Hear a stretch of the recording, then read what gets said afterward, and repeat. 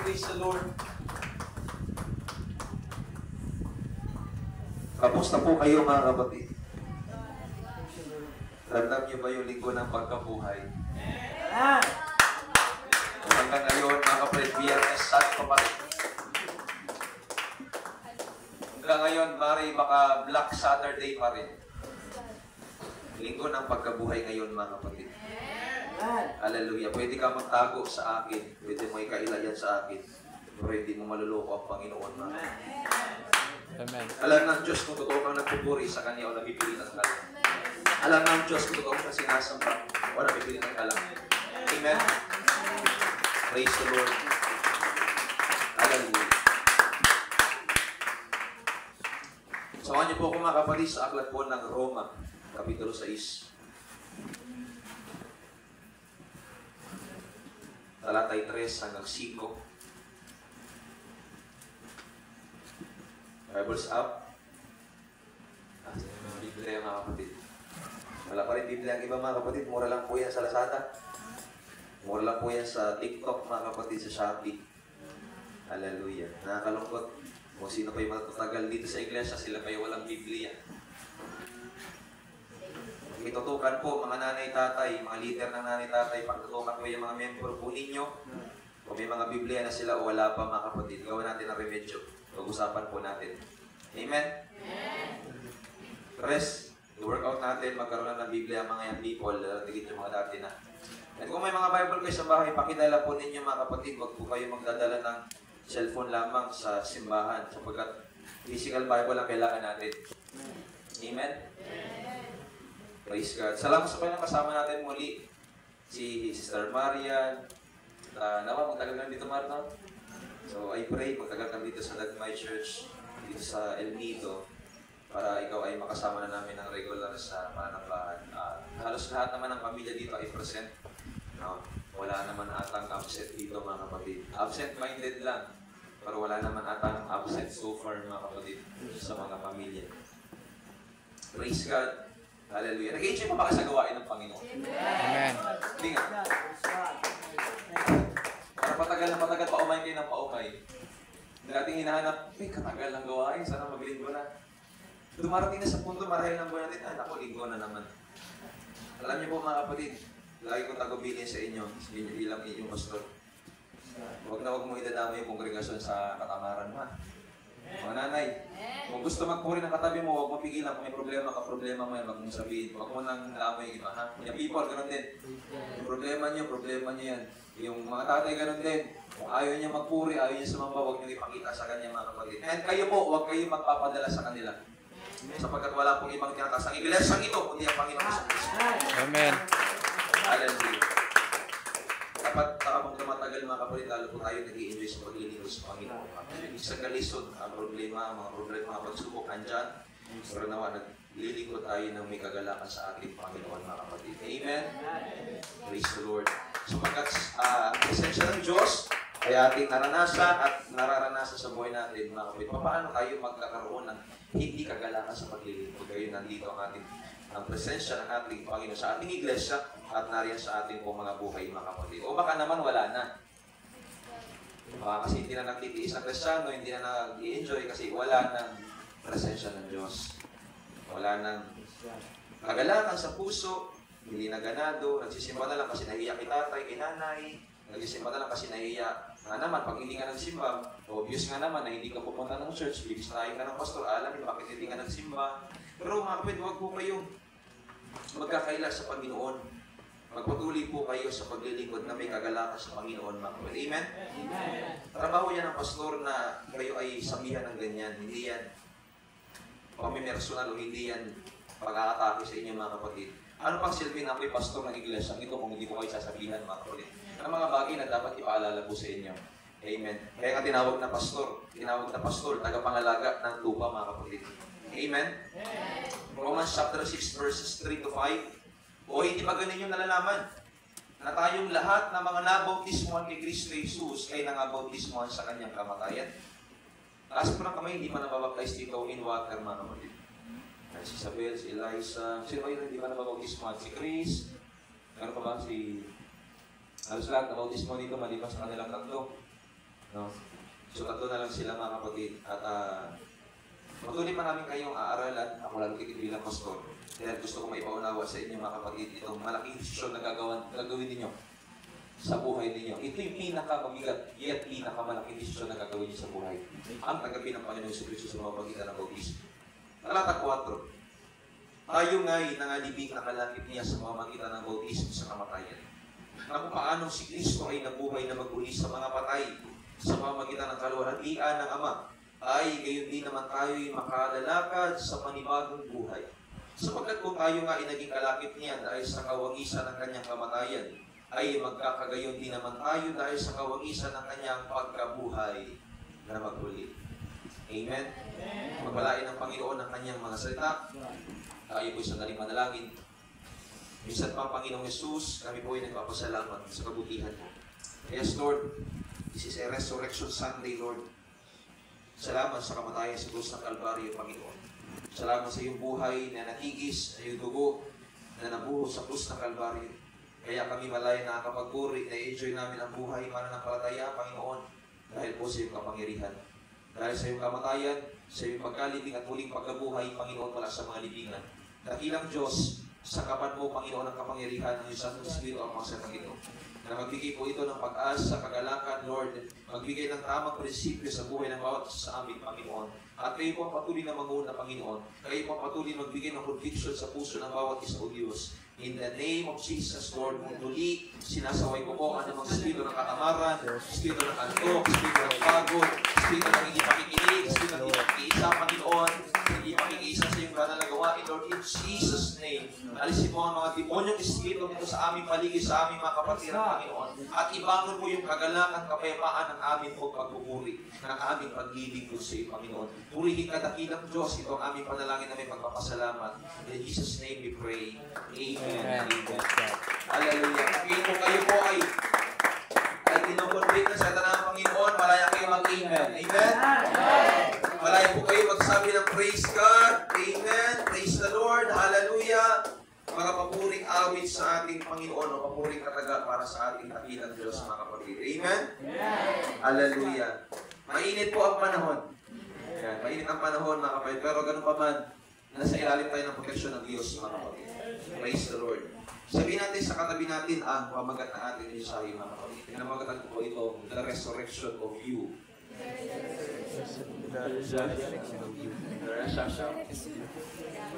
Sabihin mo sa katabi mo na may paggalang, pag-ibig at ibig. Kapatid, ang muli mong pagkabuhay. Pastor, di ba Easter Sunday ngayon, di ba highlight yan dapat si Jesus? Mamaya mga kapatid. Yes, ang highlight nito mga kapatid ay ang ating Panginoon. Pero malalaman niyo po kung bakit ang title is the resurrection of our life, mga kapatid.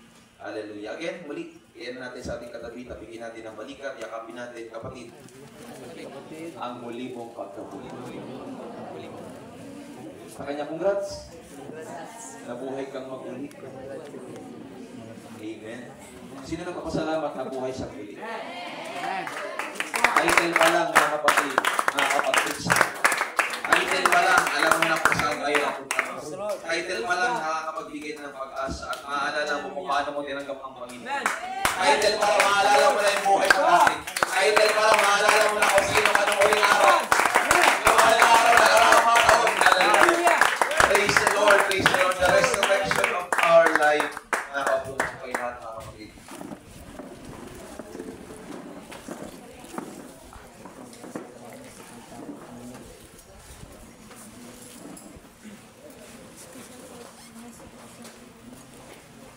The resurrection of our life, mga kapatid.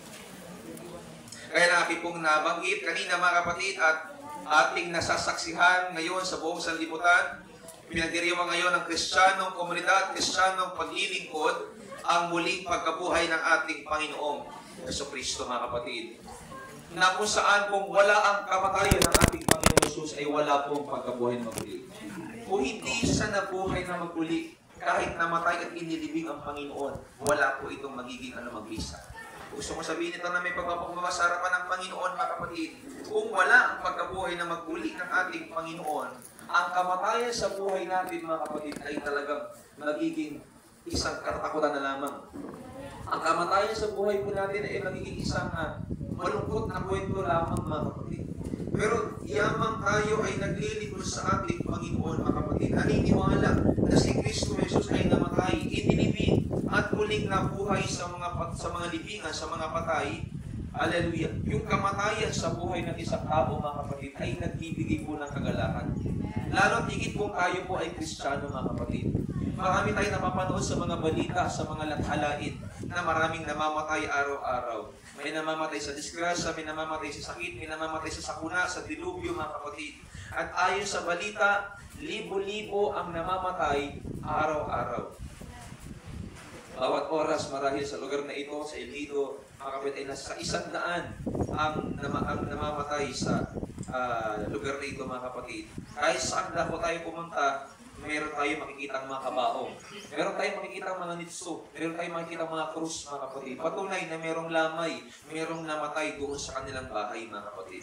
And alam ko po, aminado tayong lahat. Kung tayo tatanungin, may takot tayo bilang tao na mamatay. Amen? Kaya nga tayo kumakain, mga kapatid, ng marami kasi gusto natin madagdagan pa ang ating buhay. O bakit kumakain ka ng gulay na hinihingi mo sa kapitbahay kasi gusto mo madugtungan ng iyong buhay? Hallelujah. Amen? Kung bakit nag-exercise tayo kasi gusto natin madagdagan pa ang ating buhay. Kung bakit nag-iingat tayo every time tayo makapit ay babiyahe, nagdadasal po tayo. Ganoon talaga. Ganoon na lang. Every time babiyahe tayo, every time aalis tayo ng bahay, nag-pray tayo sa Diyos kasi gusto pa nating mabuhay at ayaw pa nating mamatay. Lalo tigit ngayon, mga kapatid, nabibigyan po ninyo ng halaga ang buhay dahil naglilingkod na kayo sa Panginoon. Gusto niyo pang sulitin ang buhay niyo, nakasama ang pamilya niyo, naglilingkod sa Diyos. Gusto niyo pang sulitin ang buhay niyo, nakasama silang naglilingkod sa Panginoon, yung hindi pa nananampalataya sa Diyos. Gusto natin, mga kapatid, ma-enjoy natin ang buhay natin, magamit ang buhay natin as a musician, as a worker, as a leader, mga kapatid, ng iglesia ito. Kasi naramdaman natin, mga kapatid, ang sarap palang maglingkod sa Panginoon. Sabi ng katabi mo, hindi man masarap maglingkod sa Panginoon kasi kung masarap, lagi ko man itong hahanap-hanapin, pero hindi ko man hinahanap minsan. Pero alam ko po, mga kapatid, hindi ko maikakaila sa buhay natin. Masarap maglingkod sa Diyos. Oo, sabihin na natin, maraming problema, maraming pagsubok, maraming takot, maraming pangamba. Pero alam ko po, hindi nyo maikakaila sa inyong buhay ang sabihin ninyo, masarap maglingkod sa Diyos. Amen. Masaya ang maglingkod sa ating Panginoon, mga kapatid. Amen. Pero ngayong umaga ay ating pag-uusapan, mga kapatid, ang isang bagay na binigay ng Diyos na gamot at sagot sa kamatayan na nagbibigay palagi ng takot sa tao. Na nagbibigay palagi, mga kapatid, ng malungkot na istorya sa buhay ng isang tao, mga kapatid. Alam ko, maiintindihan nyo kung ngayong umaga, mga kapatid, sapagkat tayo ay binuhay ng ating Panginoon. Naniniwala kong sasang-ayon kayo sa aking sasabihin, sapagkat ikaw ay nakaranas ng muling pagkabuhay ng ating Panginoong Jesucristo, mga kapatid. At ang muling pagkabuhay ng ating Panginoong Jesus, mga kapatid, na sa bilang nag-iisang tunay na Diyos doon sa kanyang trono, na nagkatawang tao, mga kapatid, naging kagaya natin bilang tao, na nagbigay ng masagana at banal na dugo, mga kapatid, na siyang nagpatawad ng ating kasalanan, ay nagbigay ng malaking epekto at impact sa ating buong buhay. Hindi po ba kayo nagtataka bakit dugo ang binigay ng Diyos? O bakit tayo, yes, matay sa kasalanan, tayo nag-iwalay sa Diyos?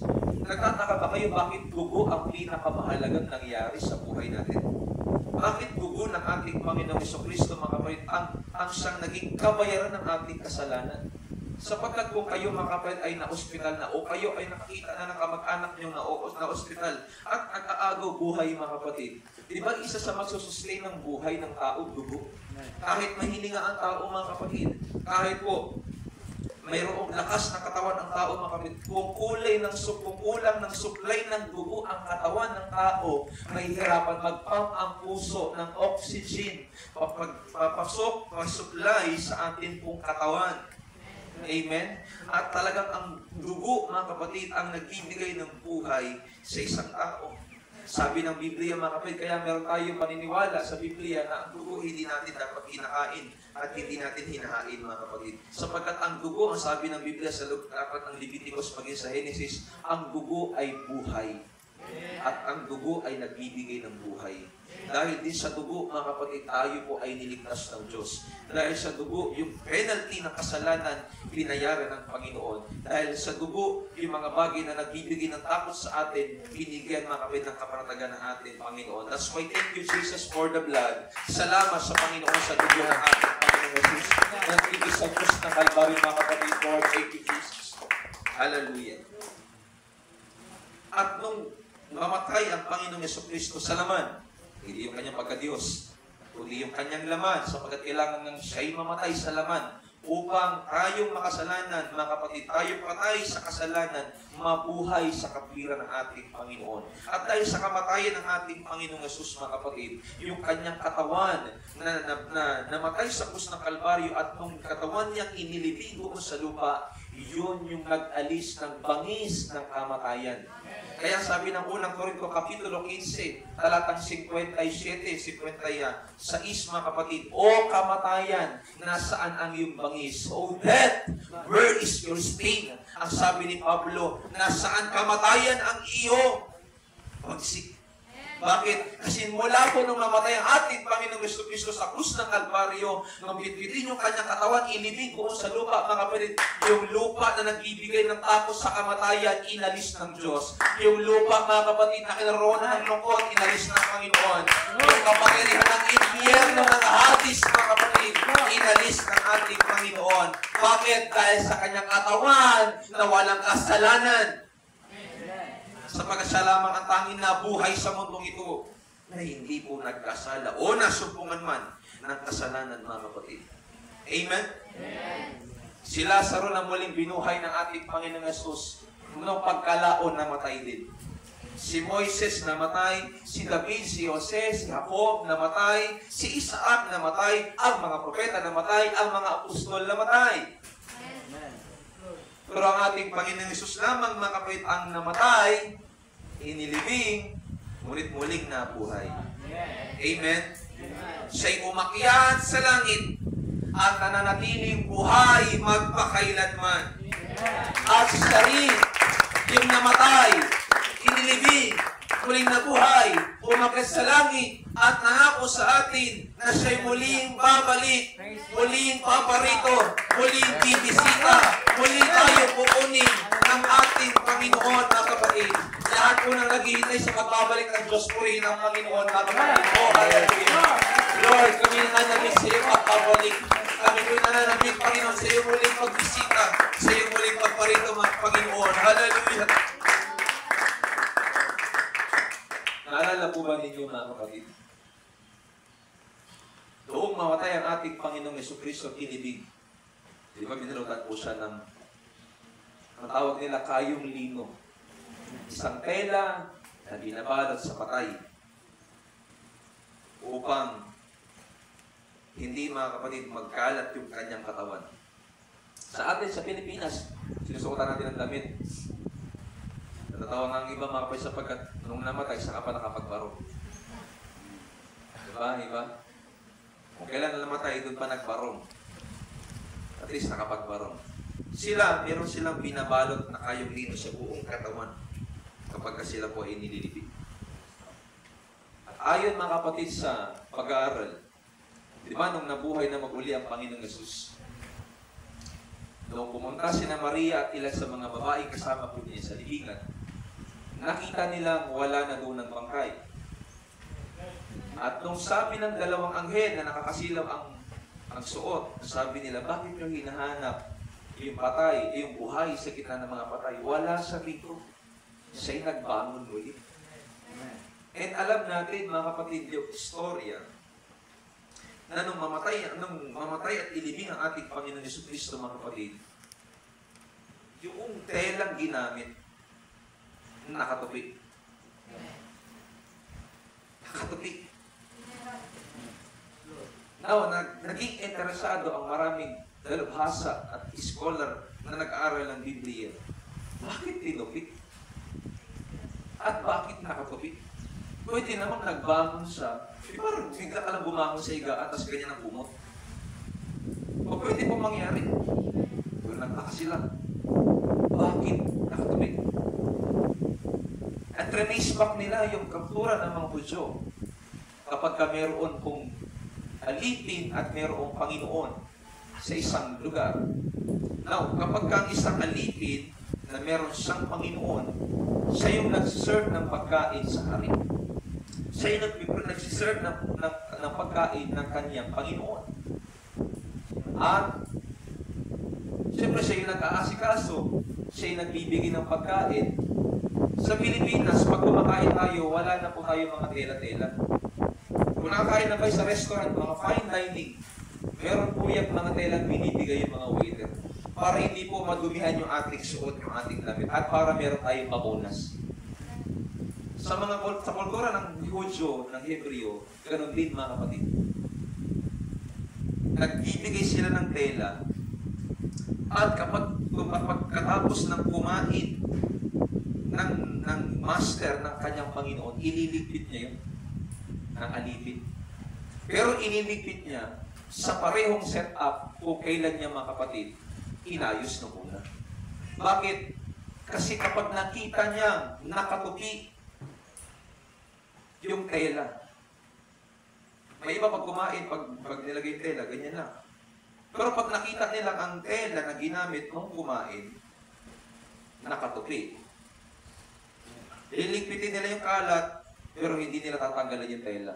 Hindi nila tatanggalin, mga kapatid, yung nakalagay doon sapagkat kung ano yung setup ng una, dapat ganoon din ang datnan.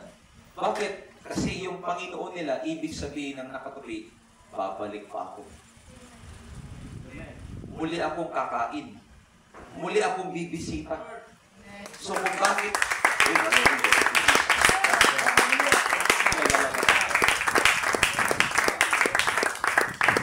bakit daw pala nakatupi? Ay dahil may pangungusap ang Panginoon sa akin. Babalik ako. Alam.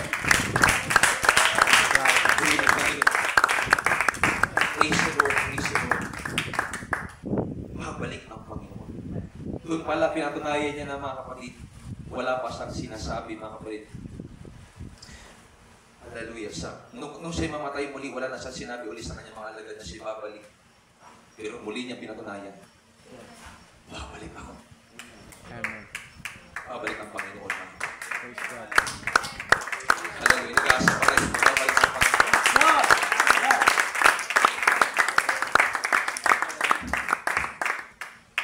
At kung pag-akit ng Panginoon sa langit, binili niya sa mga apostol, maiwan kayo sa Jerusalem. Hitayin niyo ang pangako ng Ama. Ang mga aliw sa makatuwid ang Espiritu Santo ng Panginoon.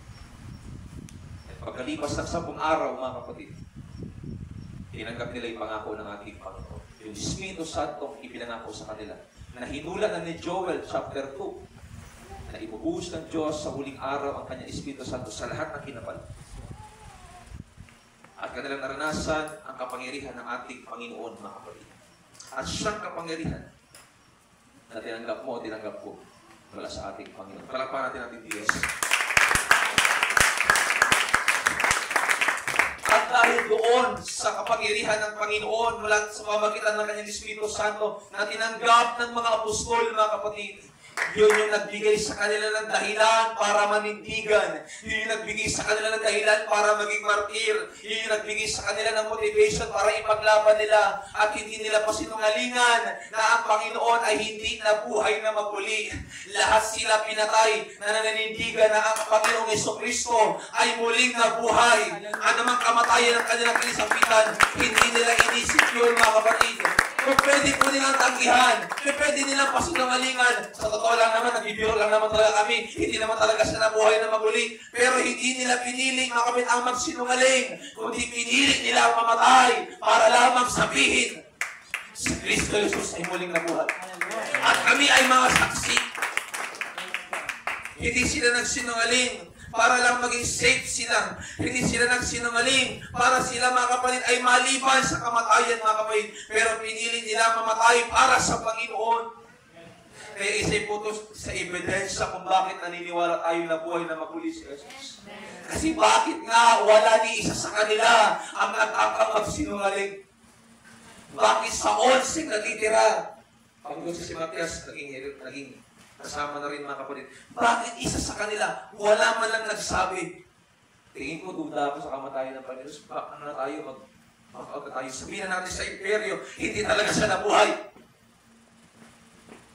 Pero kahit pa sinungalingan nila, hindi nila may kakaila sa kanilang sarili. Na Jesus Christ is alive. Na si Jesus ay muling nabuhay. Church, pwede mo sinungalingan ang katotohanan na hindi talaga siya namatay. Pwede mo sabihin, wala man akong alam doon kasi hindi ko nakita, hindi ko nasaksihan. Yes, hindi ko nakita, hindi mo nakita, hindi natin nasaksihan. Pero naramdaman natin sa buhay natin. Totoo nga, buhay siya.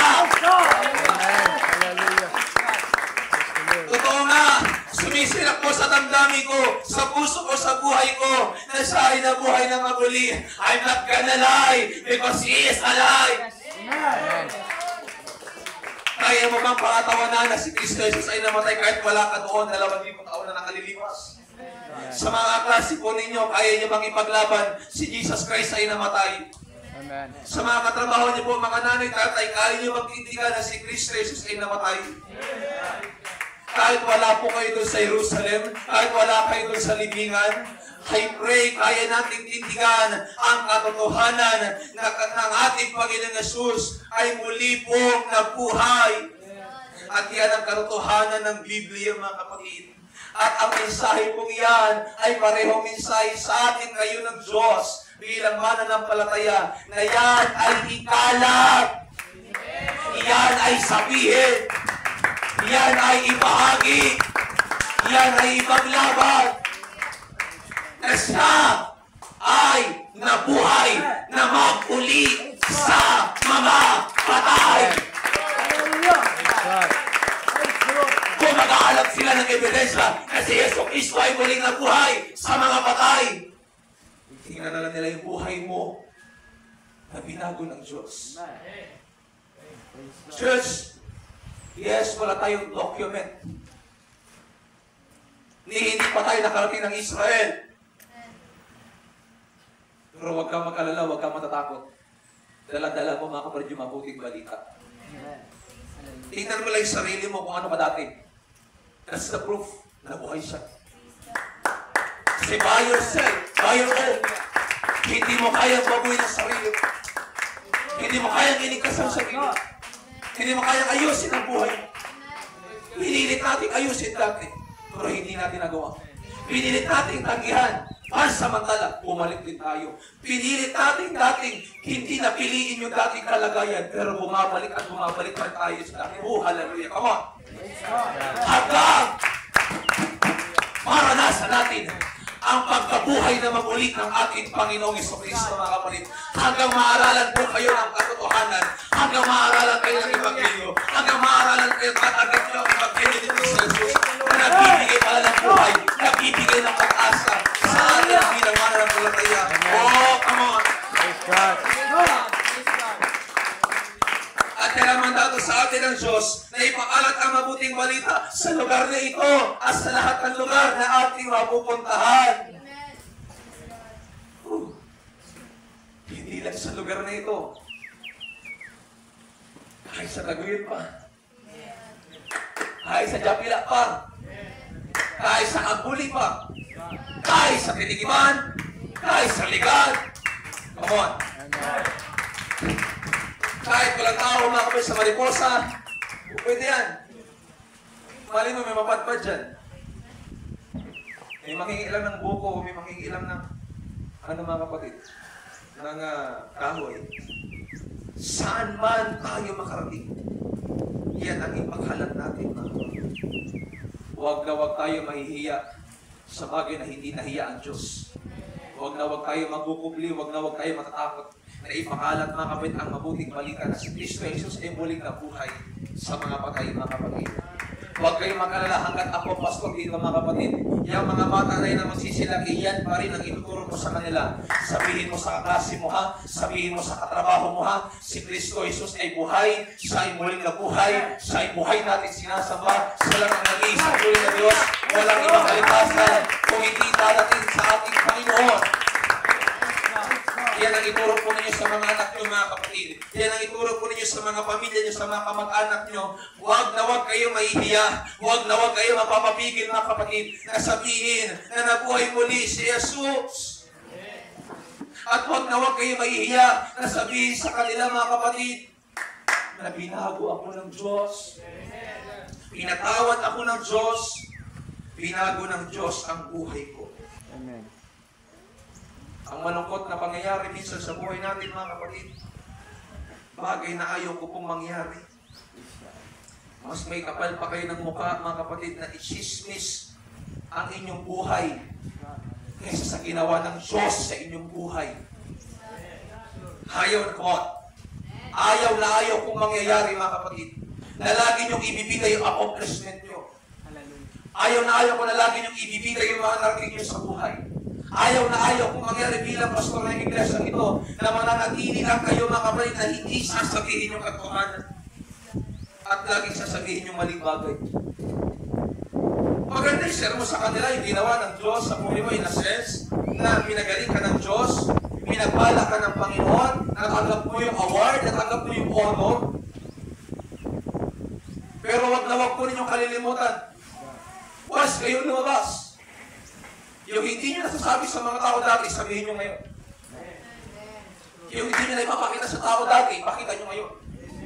Yung hindi nyo na ibabahagi sa kanila dati, ibahagi nyo po ngayon.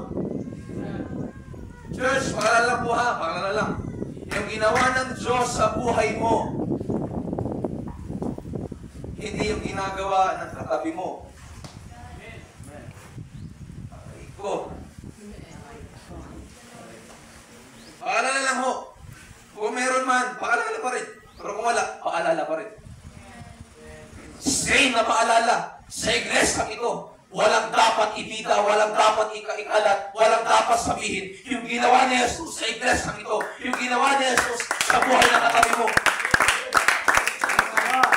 Hindi yung ginagawa ng katabi mo ang babantayan mo at ikukwento mo. Hindi ang ginagawa ng sinaman sa atin, mga kapatid.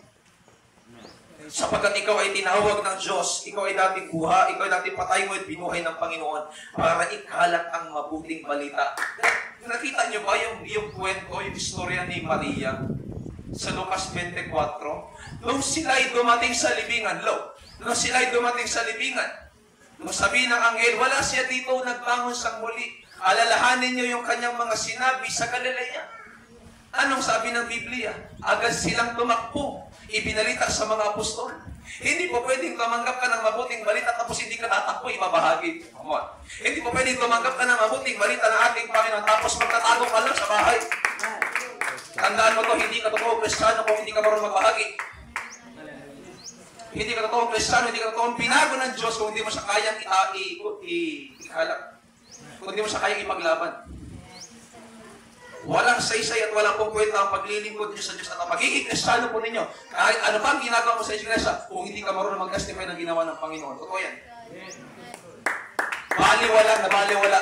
Hindi ka totoong tagalingkod ng Diyos. Hindi ka totoong disipulo ng Panginoon. Kasi kung ikaw ay disipulo, ang definition ng disipulo, sumusunod kay Kristo Jesus. Yung kanyang nakita, sinasabi niya. Yung ginawa ng Diyos sa buhay niya, ginagawa niya, sinasabi niya.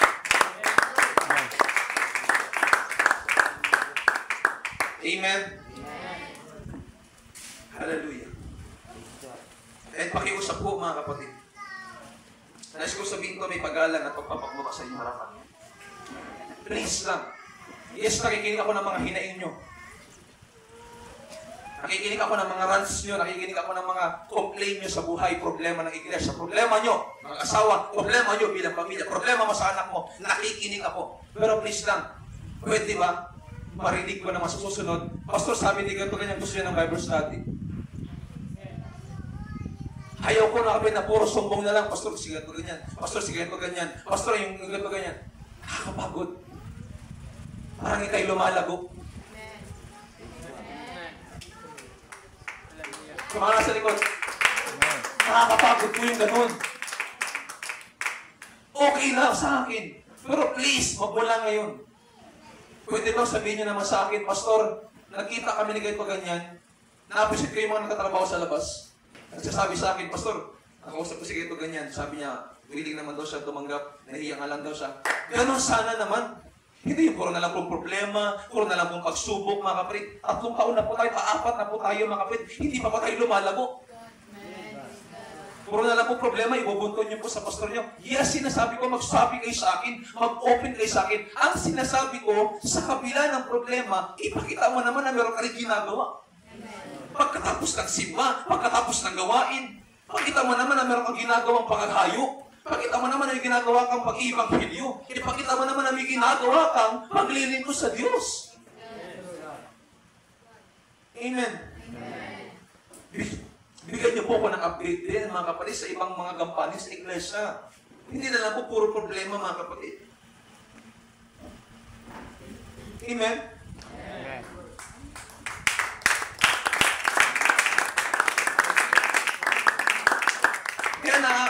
Kaya kahit hindi ko sinasabi sa ilan sa atin, alam niyan, kahit hindi ko sinasabi sa inyo.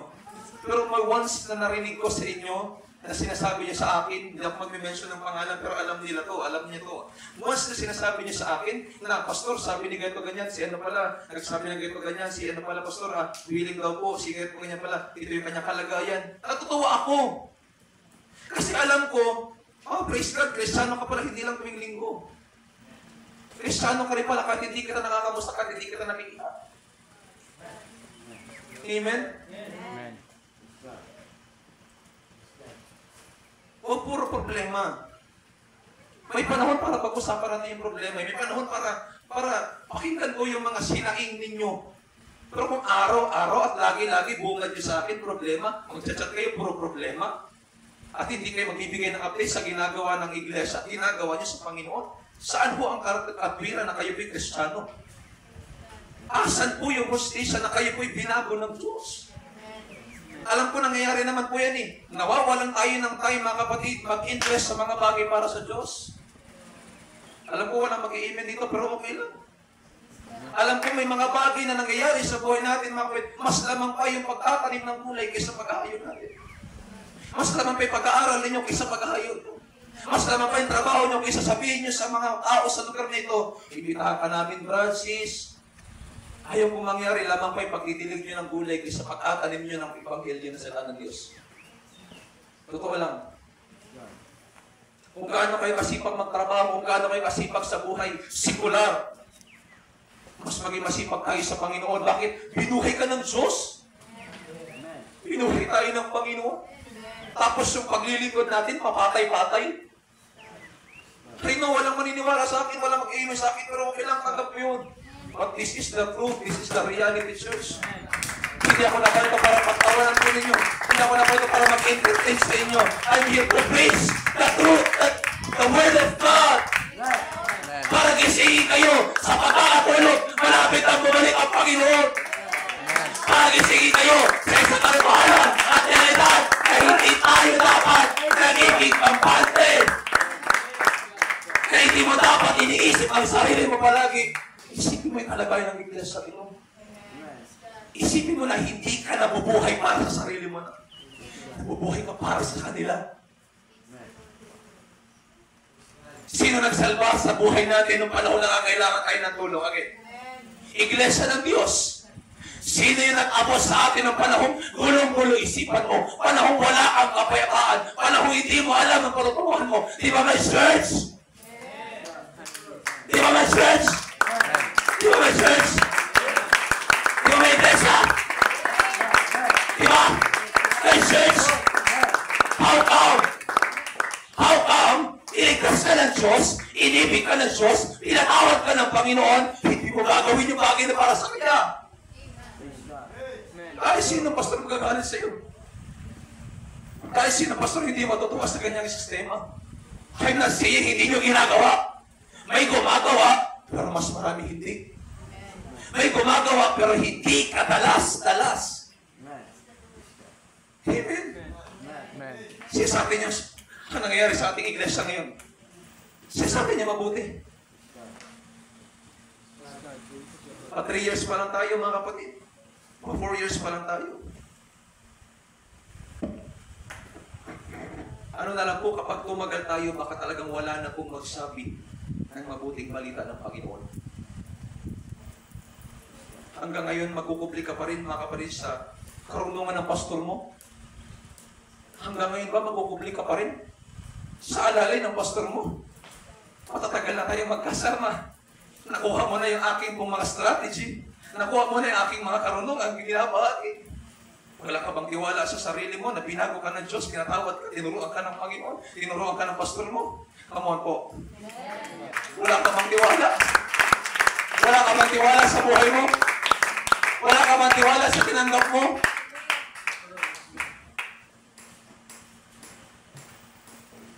Mga kapatid sa Panginoon, gusto ko kayong gisingin sa katotohanan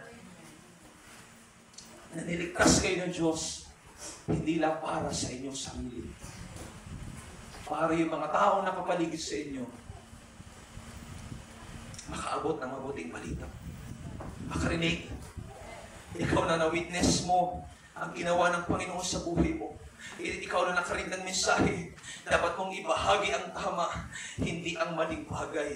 Dahil ang mensahe ng pagkabuhay na maguli ng Diyos ay hindi lamang patungkol sa Kanya, patungkol din sa buhay natin, mga kapatid. Yes, sa buhay natin. Bakit namatay ang Panginoon sa krus ng Kalbaryo? Dahil at para sa atin. Siya'y nabuhay na maguli dahil at para sa atin.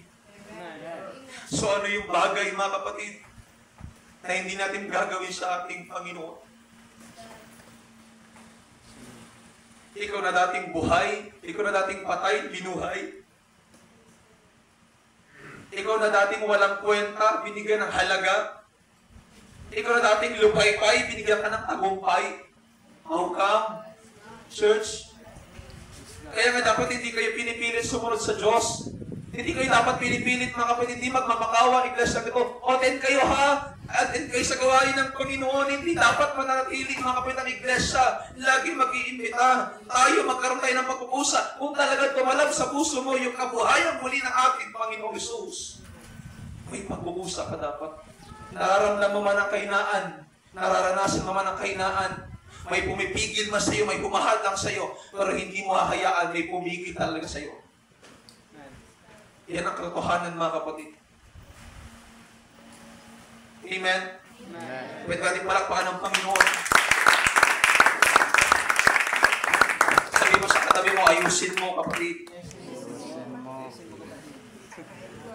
Ayusin natin, mga kapatid, ang ginagawa natin sa harapan ng Panginoon.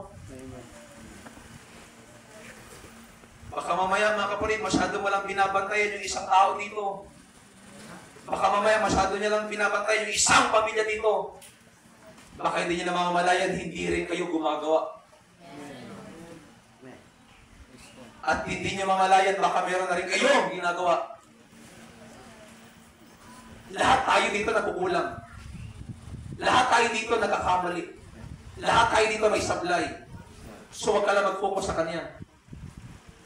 Ganyan, no? Meron sa Kanya, meron din sa'yo. Ayos mo sarili mo. Teka lang, baka ako ba nagtatights pa ako ng tapat?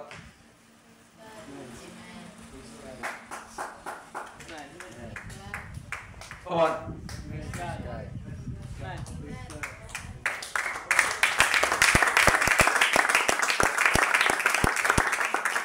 Praise the Lord. Huwag mo babantayin katabi mo. Alam mo, kumita to eh. Bakit kaya hindi nag-tights ng malaki? Huwag mo muna sabihin. Huwag mo muna ibalik sa Kanya na, bakit kayo hindi nag-tights to? Sabi mo sa sarili mo, nag-tights ka ba ng tapat? Nagbibigay ka ba talaga ng buo, ng tapat sa Diyos? Baka nakukulang ka rin. Madali kasi pantayan ng iba. Kaysa sa sarili natin. Amen? Or hindi nakatin ng prayer fasting Or hindi nakatin ng prayer meeting Isipin mo mabuti. Umatin ka, yes. O hindi ka umatin. Pero umatin ka, pero may gala ka ba? Kasi baka pareho ka rin yan, nawala ka na rin interest. Nandito ka sa loob. Hallelujah. Absent-minded. Nasa loob ka na. Pero isipan mo naman, nasa Kanya. Inaralan na kayo ni Pastor. Tinuruan na kayo ni Pastor. Bakit kaya wala sila? Mga kapatid, huwag niyo pang imasukan yung trabaho ng Pastor. Unless kayo yung pastor dito. Ha? Hindi mo galit. Trabaho pa lang ngayon, magpaalala. Ako mamaya, okay lang, tuloy tayo. Sabi ko sa inyo mga kapatid, hindi ako papayag. Bilugin niyo yung ulo ko. Hindi ako papayag. Mga kapatid, ulahin niyo ako. Hindi ako papayag. Kukunin niyo yung side ko. Yes, tatagapin ko yung kwento. Pero wag kang umasang kakampi talaga ako sa iyo. Kasi wala tayong dapat kinakampihan dito mga kapatid. Huwag niyo hayaan at hindi ko hayaan. Kukunin ako ng mga binibigay niyo. Hallelujah. Magbigay pa rin kayo. Salamat kayo sa Diyos. Pero huwag kayong umasa na sa mga binibigay niyo, makukuha niyo yung simpatya ko bilang pastor ng iglesia nito. Tao lang ako pero kailangan kong timbangin. Kailangan kong balansihin ang mga bagay-bagay. Kailangan ko siya sa atin, teka lang. Pastor, ingat ka, baka pain yan. Baka binigyan ka ng ulam, baka binigyan ka ng gulay. Pero kinukuha na pala yung loob mo. Aray ko. Kailangan ko mag-ingat, church. Pasensya lang po ha. Trabaho lang. Magbigay pa rin kayo, pasasalamat kayo sa Diyos. Pagpalain kayo ng Panginoon. Pero wag na wag niyo pong kukunin ang simpatya ko dahil sa binibigay niyo. Wag na wag niyo kong susuhulan dahil sa binibigay ko ninyo. Ibigay niyo yan dahil mahal niyo yung pastor niyo. Ibigay niyo yan dahil may pag-alam, dahil may pag-ispat, dahil may pagmamahal. Pero wag niyo ibigay dahil suhul. Hindi ako matatanggap ng suhul, mga kapatid. Ayoko po mangyari yan. Amen? Palakpakan natin ang Panginoon natin. At tayo ang pinangakuan ng Diyos. Kaya sabi niya sa John chapter 14 verse 1, huwag magulumihanan ang inyong puso. Sumampalataya kayo sa Diyos, sabi ni Kristo. Sumampalataya din kayo sa akin. Sa bahay ng aking Ama, maraming tahanan. Amen? At ang sabi ng Panginoon, ipaghahanda ko kayo ng tahanan at lugar. Sapagkat kung saan ako naroon, doon din naman kayo. Amen? So, dito nagpapasalamat sa Panginoon sa pangako ng Diyos, meron siyang tahanan sa langit. Amen.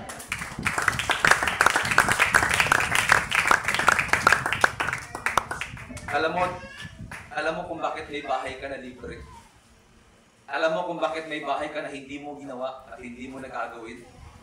Kundi hinanda na ng Diyos sa'yo dahil meron kang sinunod na pangako ng Panginoon. Ano yun? Kumaalala niyo sa Kapitulo 2 ng Gawa. Sa talatang 37, ang sabi ng Biblia, nung masaktan ng kanilang puso, nagsalita ang mga tao at sinabi, mga kapatid, ano ang gagawin namin? Obviously, para maligtas. Kasi kung babalikan natin mga kapatid from verse 10, nangaral si Paul ng mabuting balita, sabi niya, itong Mesiyas na naparito sa atin ay sa inyo pinako sa krus. Si Jesus na taga Nazaret. At marinig na tao yung pangaral kasi bago sa kanila. Kakaibang pangaral, kakaibang pagtuturo para sa kanila. Ang sabi ng Biblia, nagtanong sila, mga Ginoo, ano ang gagawin namin para maligtas? Sumagot si Pedro, magsisi kayo ng kasalanan, magpabautismo kayo sa ikapagpapatawad ng kasalanan, at tatanggapin ninyo ang kaloob ng Espiritu Santo ng ating Panginoon. Para bigyan pang patunayan, yung sinabi ng Apostol Pablo sa atin mga kapatid, para mapatunayan natin at atin ang pangako iyan, ang sabi ng 39, sapagkat ang pangako ay para sa inyo at sa inyong mga anak, at sa lahat ng nasa malayo, sa bawat taong tatawagin ng ating Panginoong Diyos. Para ito para sa iyo. Para ito para sa atin, yung pangako ng Diyos. At nagkaroon ng way para tayo maligtas dahil nagbigay ang Diyos. Amen? Nagbigay ang Diyos ng gamot, nagbigay ang Diyos ng sagot doon sa kamatayang mararanasan ng tao, na yung kamatayang eternal na pagkahiwalay sa Panginoon, nagkaroon ng gamot at nagkaroon ng sagot dahil sa binigay ng Diyos. Na alin? Nung tayo magsisi ng kasalanan, why? Bakit ano Ano ba yung ibig sabihin ng pagsisisi na yan? Yung pagsisisi ng kasalanan, yan yung spiritual nating pagdistansya sa kagawain ng mundo, sa sistema ng mundo. At nung tayo magsisi ng ating kasalanan, hindi na nagsabi sa Diyos, Lord, sorry, Lord, patawarin mo kami. Hindi, may ginawa tayong aksyon, tumalikod tayo as sinunod natin si Jesus Christ. Thank you. Amen? At nung tayo bautismo sa tubig, sa pangalan ni Yesu Cristo, binautismo tayo sa kanyang kamatayan. Binautismo tayo rin ay nailibing kasama ng kanyang buhay. Kaya kung sa mga kapatid, hallelujah, inilibing, tayo naman ay inilibing tayo na mayroong halaga. Kaya nga hindi ka binaon. Nilibing ka lang pero hindi ka binaon talaga. Kasi kung inilibing ka ng Panginoon, bubuhay ka muli ng Diyos. May purpose ang Panginoon sa buhay po natin. Bakit tayo binabautismohan at bakit ka binautismohan? Bakit kayo babautismohan? Kasi malibang hindi kayo bautismohan, mga kapatid, o malibang mabautismohan kayo, wala po tayong kaganapan sa Diyos. Kaya sinong grateful dito, binautismohan siya ng Panginoon. Kasi yung buhay niya, nakatago na kasama ng Diyos. Kaya nung pag-aho natin sa tubig, bago na yung pagtingin sa atin ng Diyos, hindi ng paningin ng tao, mga kapatid. And it is important key for us to live that we should repent of our sins, be baptized in the name of Jesus Christ, and ang sabi ng Bible, at tatanggapin ninyo ang kaloob ng Espiritu Santo. Kaya hindi pwede nagsisi ka ng kasalanan ng totoo, hindi pwede na bautismo ka sa pangalan ng Espiritu Santo, totoo, hindi mo tatanggapin ang Espiritu Santo. No. Kung totoo ka nagsisi ng kasalanan, totoo ka tumanggap sa bautismo sa pangalan ng Kristo, tatanggapin mo ang kaloob ng Espiritu Santo. Amen. Amen? Amen. Kaya kung wala ang pagkabuhay na maguli ng ating Panginoong Jesus, wala po tayo. Kung wala si Jesus, wala tayong magagawa. Walang tagumpay sa katawan nating may kamatayan, mga kapit, kung wala ang Panginoon. Yes, may kamatayan pisikal, pero salamat yung kamatayang eternal na magdadala sana sa atin sa impyerno, tinanggalan ng wakas ng Diyos. Kaya merong preaching na napanood ko, your trip to hell is canceled. Nakansila na, mga kapatid, yung ating biyahe papunta ng impyerno. Kailangan mo na lang magtiis. Amen? Lahat mo magsabi magtitiis. Talangin mo yung katabi mo. Nagtitiis ka pa ba? Oo, titiis ko na lang. Iba po yung term na titiis ko na lang. Parang nega eh. Yes, kapatid. Magtitiis ako. Lagyan nyo ng tindig. Lagyan nyo ng lambot. Amen? Magtitiis ako. Hindi yung, oo, titiis ko na lang rin. Haba, overtime na. Gutom na ako eh. Ay ko sabi ko, hindi ka marunong magtiis sa gawain ng Diyos. Paano ka magtitiis sa persecution? Paano mo dumating yung panahon, mga kapatid, na usigin tayo ng gobyerno? Ipagbawal ang pagsamba. Gusto ko na magsimba, ISIS, bawal. Kung walang vaccine, bawal. Kung walang tatak ng halimaw, 666, bawal. Saan na tayo natatago? Baka doon na tayo sa bundok. Gusto ko, namimiss ko na yung church. Yan, sinasabi ko sa inyo noon, may church pa tayo, di ka nag-church. Hindi naman tira ng aray ko. Kaya ngayon pa lang, samantalahin nyo mga kapatid na meron tayong church. Malayan nyo narinig mga kapatid, ang pangaral sa ng Panginoon, natuturuan tayo, nagtatama tayo, itutuwid tayo mga kapatid, darating ang panahon, wala na magtutuloy sa inyo.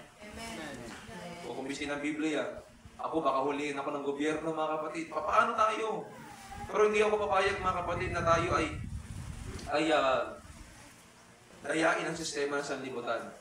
Mananalangin tayo sa Panginoon, Lord, tulungan mo kami, Panginoon. Mamagitan ka ho sa amin pong pag-uusig na nararanasan. Amen? That's why napakahalaga, may prayer tayo sa mga kapatiran, mga kapatid. Hindi mo alam, nagsisimba pa yan, pero matindi na yung pag-uusig sa kanyang buhay. Hindi mo alam, nagsisimba yan, oo, pero talagang wala nang interes yan. Nahihiya na lang yan. Oo. Maniwala ka, kapatid. Hindi po habang buhay tayo ay may galak sa paglilingkod sa Panginoon. Pero, kahit nararanasan natin minsan ang kawalan ng galak at kawalan ng sigla, bumabalik at bumabalik tayo sa pag-ibig ng Panginoon. Bumabalik at bumabalik tayo sa presensya ng Diyos na buhay natin tinanggap ng kapatid. Kaya salamat sa Diyos sa muling pagkabuhay sa araw na ito na ating ginugunita, mga kapatid, na nangyari po sa atin pong buhay, mga kapatid. Amen? At ang sabi ng Bible, kaya doon sa ating mga babautismuhan sa mga susunod na buwan, o kung kailan kayo magdi-decide, sabi ng Biblia, tatanggapin ninyo ang kaloob ng Espiritu Santo. It is the power from God and the power of God. Kapangyarihan ng Diyos na kinakailangan matanggap upang magkaroon tayo ng pagtitiis kahit tayo nasa makalaman pang buhay. Kahit na tayo makapit ay nandito po sa mundong ito, kailangan natin ng Holy Ghost, ng Holy Spirit ng ating Panginoon, sapagkat hindi katatagal kung wala ang Espiritu Santo ng ating Panginoon, mga kapatid. Kagaya ng sinabi ating talata kanina sa 6:4 ng Roma, sa makatuwid, tayo'y namatay na at nailibing na kasama niya sa pamagitan ng bautismo upang kung paano binuhay muli si Kristo sa pamagitan ng ilang kapangyarihan ng Ama. That's the Holy Spirit. Yan ang Espiritu Santo ng Diyos na bumuhay sa Kanya mula sa patay. Tayo rin ay magkaroon ng panibagong buhay. Amen? Yan ang Espiritu Santo ng Panginoon na hindi lang nagbibigay ng kapayapaan, ng galak at sigla at asa, nagbibigay din, mga kapatid, ng buhay sa isang patay. Kaya ikaw ngayon, dating patay tayo sa kasalanan, pero nabuhay tayo muli dahil sa Panginoon. Hindi ka na, mga kapatid, nasa ilalim ng dapat ng pagkukulang mo. Hindi ka dapat nasa ilalim, mga kapatid, ng buhay mo. Ikaw ay nakalibing ng kasama ng ating Panginoong Yesus at muling nabuhay.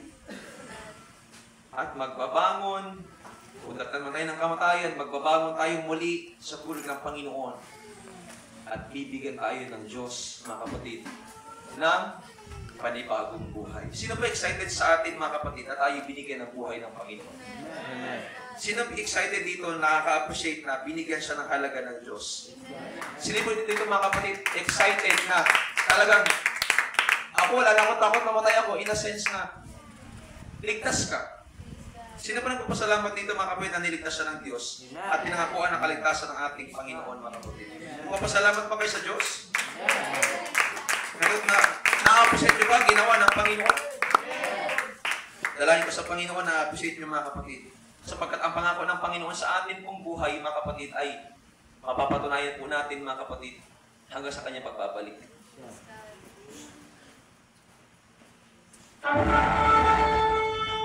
Narinig niyo yan yung tunog na yan? Naalala niya? Pag tumunog yan, tapos sa maliligayang araw natin. Sa mundong ito, at magsisimula na yung buhay natin sa ating Panginoon. Church! Ano sabi ng Bible? Ano sabi ng Bible? Yung selyo mo at tatak mo. Yung selyo mo at tatak mo, ano? Espiritu Santo. Kaya sabi ng Biblia, huwag niyong pikatiin. Huwag niyong sasaktan ng kalooban ng Espiritu Santo. Sapagkat siya ang tatak sa akin, ang katibayan na tayo tutubusin ng ating Panginoon. Pagtunog ng huling trompeta, hallelujah. Magbaba ng ating Panginoon sa Kristo. Dadagitin tayo lahat ng mga nabubuhay pang namatay. Kasama tayo, kung mamamatay man tayo, bubuhay tayo rin ng Panginoon. Yan ang magiging kawakasan ng lahat. Ganyan kahalaga, guys, mga kapatid, ang Holy Ghost. Kasi sabi ng Romans chapter 8, kung wala ang Espiritu Santo ng Diyos sa tao, siya hindi sa Diyos. Kaya hangad ko po, kung may nasasaktan man sa mga pangangaral, mga kapatid, pasalamatan natin ang Panginoon. Pero wala akong personal na agenda sa inyo, mga kapatid. Ang gusto ko lamang, walang maiwan sa atin. Walang manatiling malungkot na pananaw sa isipan mo na natititiran. Kasi baka yan na mapahamak sa iyo at mag-iwan sa iyo. Ayaw natin mangyari, mga kapatid. Matagal ka nang naglilingkod, matagal ka nagsisimba, matagal ka nagpapagami sa Panginoon, yet meron kang bagay na hindi sinuko, meron kang bagay na hindi ginawa sa Panginoon, at maaantala yung magbabalik kayo magparito mo. Kayo pagparito ng Diyos sa pagbuwas eh. Kaya po, aminado kayo, mga kapatid, nakaaso ng kamay, yung mga nasaktan sa pangaral, nasasaktan sa pangaral. Praise the Lord. Praise the Lord. Buhay ka. Praise the Lord. Nabuhay ka. Praise the Lord. Aaramdam ka. Praise God. Naiintindihan mo yung sinasabi ko. Praise God. Salamat sa mga kinukonfig ng Panginoon. Hallelujah. Praise the Lord. Alam mo yan. Ramdam mo yan. Hindi kita gustong saktan. Hindi kita gustong ilubog. Hindi kita gustong ihatak pabaon. Kung bakit ko sinasabi ang salita ng Diyos, kahit sa masakit na paraan, kahit sa masakit na dahilan, gusto kitang isingin. Kasi darating ang panahon, hanapin mo na may magpapaalala sa iyo, pero wala na. Hanapin mo, nasaan ang salita ng Diyos? Nasaan ang gawain ng Panginoon? Nasaan yung kanyang mga salita? Bakit hindi nila ako tinawid? Ayaw ko, pareho tayo sa harapan ng Diyos magsisihan. Pero kahit masakit para sa akin, pinipili ko mga kapatid, sakta ng kalooban nyo, sagasaan yung kalooban nyo, sagasaan yung prinsipyo nyo. Kasi alam ko, magtatampo ka sa akin ngayon. Pero kung ipapaunawa sa iyo ng Diyos at bubuksan mo yung isip mo, bubuksan mo yung puso mo, naniniwala ko magpapasalamat ka, Lord. Salamat may nagmamahal sa akin. Salamat may nagtutuloy sa akin. Pag tumunog itong trompeta na ito, hindi mo naiisipin ang sakit pala ng pangaral. Pag tumunog itong trompeta na ito, hindi mo naiisipin ang bigat ng pinangaral kahapon. Pag tumunog itong trompeta na ito, wala kang ibang iisipin. Lord, salamat! Salamat! Salamat sa pagtutuwid! Salamat, Panginoon, inibig mo kami! Salamat, inutuwid mo kami! Salamat, pinamahal mo kami! Salamat sa pag-aaruga! Salamat sa pag-comfort! Darating ang panahon, marirealize mo kung ano yung ating tinitindigan. Marirealize mo bakit kita sinasabihan ng masakit. Marirealize mo sa mga susunod na panahon bakit hindi ako kumakampi sa mali mong ginagawa. Mararanasan mo at mararamdaman mo isang araw sa tulong ng Panginoon. Buksan mo lang isipan mo, buksan mo lang puso mo. Maiintindihan mo isang araw. Tama ka ng tinanggap. Tama ka ng naranasan. Tama ka ng paglilingkod. Dahil ang paglilingkod na ito, mga kapatid, na hindi po basta-basta. Hindi siya nabuhay na maguli sa libingan para lamang sabihin viral siya. No. Hindi lang siya nabuhay muli sa mga patay para sabihin sikat ang Diyos. Nabuhay siya maguli. Umalis sa libingan para ikaw at ako makapasok sa loob. At tayo, mga kapatid, na dating patay, uli rin tayo mabuhay. Pwede ba natin pasalamatan ng Panginoon sa mga bagay na tinanggap? Pwede ba natin purihin ang Panginoon sa mga bagay na nangyari sa atin? Pwede ba natin pasalamatan ng Panginoon sa mga pagtutuwid, sa mga pagtatama, sa mga masasakit na salita na ating naranasan? Yet, inumport tayo ng Diyos. Yet, nabago yung puso natin. Yet, alis yung maling paniniwala, yung maling prinsipyo.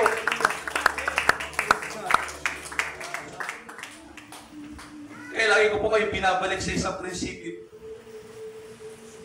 Sa isang kataga. Lagi ko kayo binabalik sa isang paniniwala. Kung wala bang nagbago sa buhay niyo, mga kapatid, useless na sinabi ko. Pero dahil ikaw ang saksi, ikaw ang nagpapatunay, nabago din naman yung buhay mo, naalis sa maling paniniwala mo, at ginamit ka ng Diyos. Mapapatunayan mo, tama rin naman yung tinanggap mo. Masakit ka talaga yung pagkakasabi. May mali ka lang kasi ginagawa, kaya ka nasasaktan. Nararamdaman mo lang yung sakit kasi wala akong maangki sa'yo. Wala naniwala sa'yo na dapat, sabi dapat yung pastor mo kasi dapat kampihan ako. Pero dahil nararamdaman na hindi ka kinampihan, nasaktan ka. Yun. Hindi dahil sa sinabi sa'yo. Nasaktan ka kasi alam mo masakit, kasi alam mo mali yung ginawa mo. Hindi mo lang matanggap din minsan, mas bata pa yung nagtuturo sa'yo. Yan ang katotohanan dyan, mga kapatid. Sino ba naman masaya? Sino ba naman matutuwa? Mas bata sa'yo, tuturuan ka pa. Kayo po tumimbang na matuwa po kayo, masaya po kayo. Kaya tumimbang Sister Harlene, masaya ba kayo? Kaya tumimbang Brother Jeff? Kaya tumimbang Tay Glenn?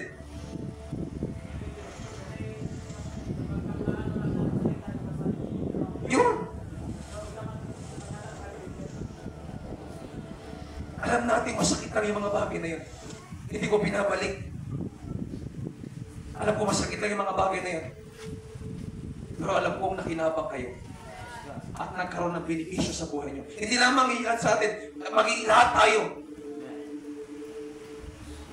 Na minsan nakaramdam ng pamipersonal at parang pinersonal kayo. Mararamdaman nyo yan mga kapatid. Hindi lang pastor nyo nagtutuwid sa inyo. Diyos din.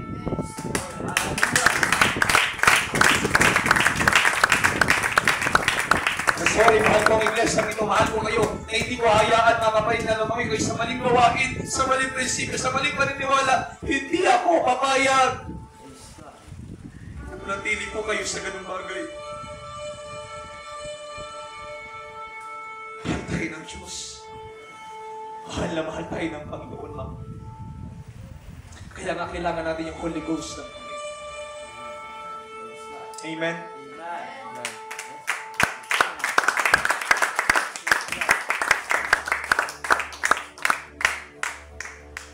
Kung minsan ka nakapag-isip at minsan ka nag-isip, umalis sa iglesia ito, hindi kita hayaan na umalis. Bakit?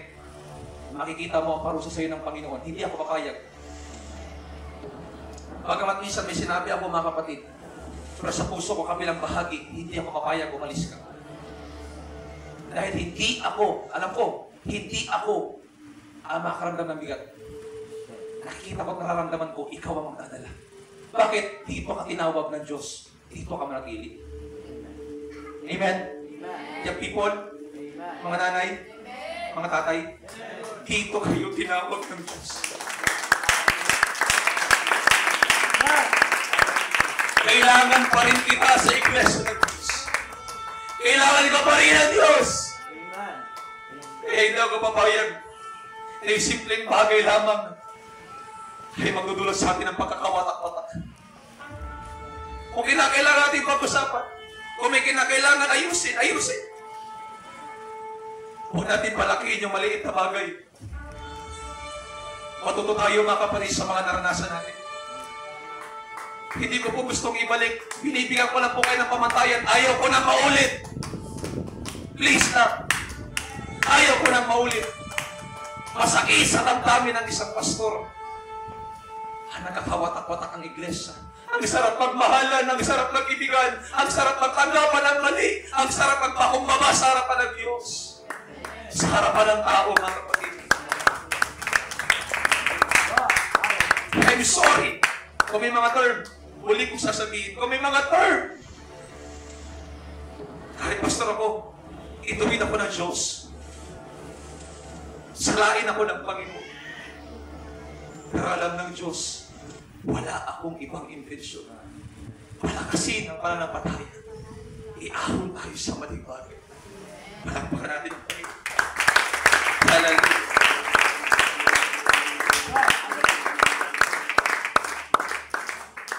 Kaya sabi ko po last Sunday, doon sa mga kapatid natin, mga kapatid na nasaktan, na-offend, kung sa kailangan kayo ng iglesia ito, mga kapatid, nagpapasalamat ako sa Panginoon. Nakita ko pa rin ang katapatan niyo. Nagpapasalamat ako sa Panginoon. Nakita ko pa rin ang pamamalasakit niyo sa gawain ng Diyos. Nakita ko pa rin ang pamamalasakit niyo sa lingkod ng Diyos. Nakita at naramdaman ko pa rin ang pagmamahal niyo sa lingkod ng Diyos. Nawawala ng bagay ang magbigay sa atin ng dahilan para balikan natin yung nakaraan. Nakaraang pagkalugmok, nakaraang pagkabagsak, nakaraang nahirapan ng iglesia. At sabi natin mga kapatid, sa muling pagkabuhay ng Diyos may bagong pag-asa. Sa pagkabuhay ng Panginoon may bagong tagumpay. May bagong kalakasan. Sa biyaya at pagkabuhay ng muli ng ating Panginoon, patuloy tayo sama-sama humarap sa pagbabalik ng Diyos. Na meron po kagalakan sa ating puso. Na may pagmamahal sa ating buhay. Church, alam nyo sa sarili nyo, Mga kapatid sa Panginoon, hindi ko po ito sinasabi dahil i-dismiss ko po kayo. Hindi ko. Sinasabi ko po ito mga kapatid para aware kayo. Mag-ingat po kayo sa mga katabi po ninyo. Yung mga nasa kabilang room, mag-ingat po kayo sa kabila. Nang babackstab din po yan sa inyo mga kapatid. Tumatawa yan sa inyo pero binabackstab kayo yan mga kapatid. Tumatawa yan sa inyo pero may sinasabi sa inyo hindi maganda. Kala nyo, mag-isang compound na tayo dito mga kapatid. Kala nyo isang espiritu tayo mga kapatid. Huwag kayong maniwala. Huwag kayong maniwala. Mag-ingat po kayo sa sarili ng mga kapatid. Gusto ko po kayong pag-ingatan na wala akong gustong pakamahan dito. Gusto ko kayong pag-ingatan mga kapatid. Ingatan niyo po yung sasabihin sa kanila. Hindi niyo alam. Makaiba na po yung sinasabi sa inyo pagkalikod niyo. Why? 3 taon na tayo magkakasama. Kilala natin ang isa't isa. Alam natin ang mga nangyari. Alam natin kapag nag-uusap tayo. Naririnig ng aking tinig. Kung ano yung mga hinaing nyo sa kanila. Kung ano yung hinaing nila sa iyo. Kung ano yung hinaing mo sa kanila. Sa kanya. Alam natin yan. Wala magsisinungaling sa atin ngayong umaga. Amen? Yeah. May mga sinabi rin kayong masama sa kanila. May mga napansin din kayong hindi tama sa kanila. Pero sinasabi ko to hindi para magdamdam tayo sa isa. Tapusin na natin yung mga bagay niyo. Amen? Yeah. Nandito tayo dahil gusto natin bigyan ng tamang prinsipyo ang iglesia. Magtanggapan tayo sa isa't isa. Napaka-iksi ng buhay para ilaan natin mga kapay sa mga reklamo. Napaka-iksi ng buhay para natin tayo sa mga inggit. Napaka-iksi ng buhay para natin ipatay na buhay pa tayo sa galit sa mga loob. Kahit bata pa tayo mga kapatid natin, alam kailan tayo mamamatay. At hindi natin alam kailan tutunog itong trumpeta ng Diyos. Kawawa ako, meron ka pang sama na loob sa kapatiran. Kawawa ako, meron ka pang galit sa puso mo. Kawawa ako, wala ka pang, meron ka pang hindi papapatawad. Kawawa ako, di mo pinapalaya sa sarili mo. O may bitterness ka pa rin sa puso. Kawawa ka kapatid. Gusto kitang tulungan. Gusto ko alalayan sa sarili mo. Magpatuloy ka. Alalahanin mo, isa lang ang buhay mo sa mundo ito. Pagdilat mo ng mata, nasa harapan ka lang ng Diyos. Ang buhukom na ang hihintayin mo. Mga kapatid sa Panginoon, mahal natin ang iglesia ito. Hindi natin sinisiraan. Pero maniwala na kayo sa sabi ko kanina, may mga kapatiran tayong nagsasabi rin na hindi maganda sa inyo. Kala nyo, nagbibigay ng ulam, nagbibigay ng tubig, nagbibigay ng gulay. Kala nyo mabait na sa inyo mga kapatid. Ingatan nyo po. Ingatan nyo. Mag-ingat kayo sa sasabihin nyo mga kapatid. Kasi pinangahawakan po nila yan para sa inyo. Now, nagagalit kayo, inireveal ko. Nagagalit kayo, sinabi ko. Mas maganda nang narinig nyo. Para alam natin lahat, may ganyang demonyong espiritu kumihiral dito. At palayain tayo ng Diyos. Magsilbi tayo paalala at magsilbing banta ito sa atin. Mag-ingat tayo, ingatan ang ating pamilya. Mga pa, ingatan natin ang mga anak. Anak, ingatan natin ang ating sarili para babala sa atin. Amen? Okay lang magalit kayo sa atin. Sinabi ko yung mga ganyan na kami. Totoo naman yan. Hindi yan fake news. Pero anong silbing pastor ako ng iglesia ito kung hindi ko sabihin yan?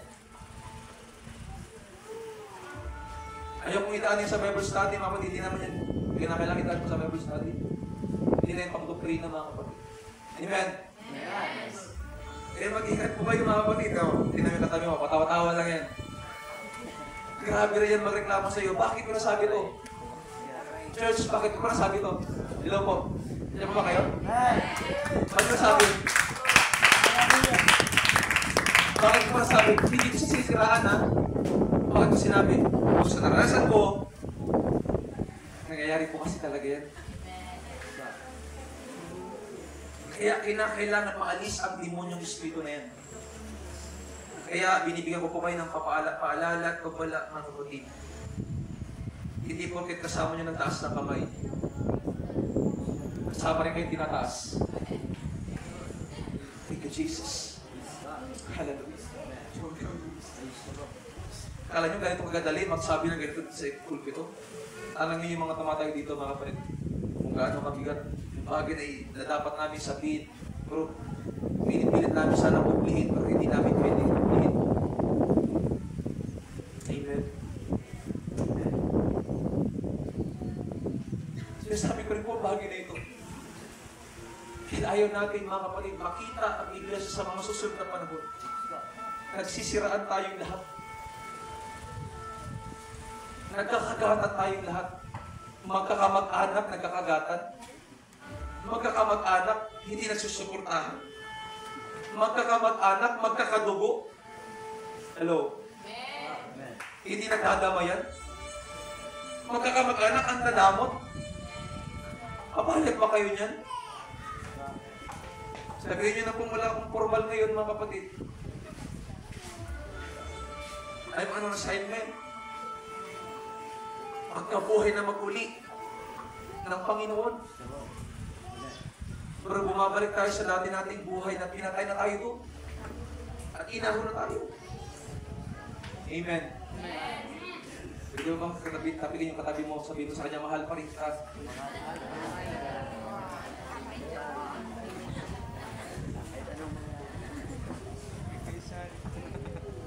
Kailangan natin sabihin, maging malinaw sa atin.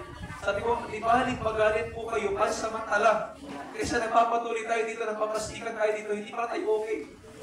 Sasabihin ko lang dito, sige, mag-ibigay tayo, papalain kayo ng Diyos, o magbigay kayo ng tithes, magsimba lang kayo, lagi, regular, manalangin. Kung hindi ko sasabihin yung masakit na bagay, sakit na yung damdamin, tingin nyo lalago po kayo. Hindi, tingin nyo magiging karapat-dapat kayo sa Panginoon. Hindi, kaya nga may pangangaral, para aralan ka, para matuwid yung pagkakamali. Malaman kung ano dapat i-adjust.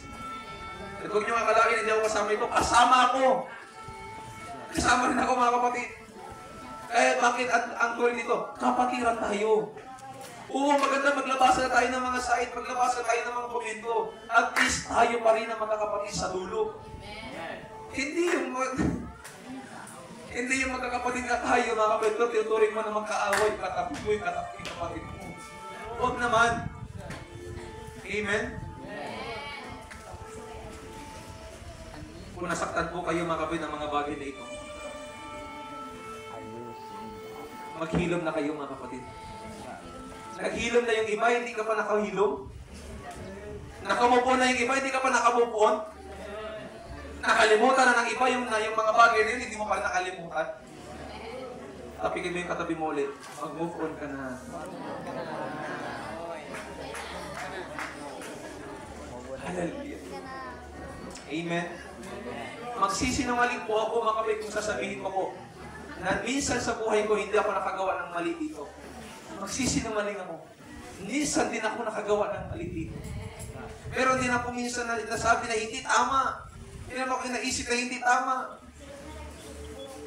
Pero ganun pa man, tanggapin natin ang isa't isa. Bakit? Pag tinan niya, nagka-problema kayo, tinan niya. Tingin niyo mga kapatid, tutulungan kayo ng baptist pag nagka-problema kayo? Hindi. Sa ibang paraan. Pwede kayo tulungan, hindi na sa isang tulong na. Pero alam niyo, may subat yan. Hindi ka nagsisimba dito sa amin kasi may kayo tulong. Amen? Sino yung makakatulong sa'yo? Sino yung nadamay sa'yo pag nagkasakit ka? Tingnan mo, papagalitan nila, magtari ka nila sa Arlen. Sabi mo, tutulungan ka nila. Pag nagkasakit kayo, sino nadala sa inyo? Kapatiran.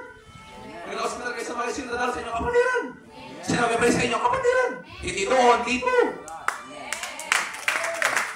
Tapos hindi mo natanggapin, hindi mo mamahalin, hindi mo papatawarin, hindi mo bibigyan ng pasensya, hindi mo gagawa ng mabuti kahit ginawa ka ng masama, ginawa ka ng mali. Tandaan mo, hindi ka manangangailangan ngayon. Mangangailangan ka rin darating ang panahon. Diretsahan na tayo. Mangangailangan ka rin. O-hospital ka rin. O-hospital din ako. Mangangailangan din ako ng bisita nyo. Mangangailangan din kayo ng bisita ko. Mangangailangan din sila ng bisita nyo. Ihingi din kayo ng panalangin sa amin. Tandaan nyo yan, mga kapatid. Tandaan nyo po ito. Walang ibang tutulong sa pamilya, kundi pamilya niya mismo. Amen. Sa Panginoon, ha? Sa Panginoon. Isa kasi natin masahan yung pamilya natin sa laman. Amen? Nabuhay na muli ang Diyos para magkaroon tayo ng maayos at panibagong buhay. Gawin natin at gampanan natin ang ating tungkulin. Church, we need the Holy Ghost. Kailangan natin ang kapangyarihan ng Panginoon. Lapit tayo lahat, mga kapatid. Tawagin ko yung mga nagli-lead sa atin sa church.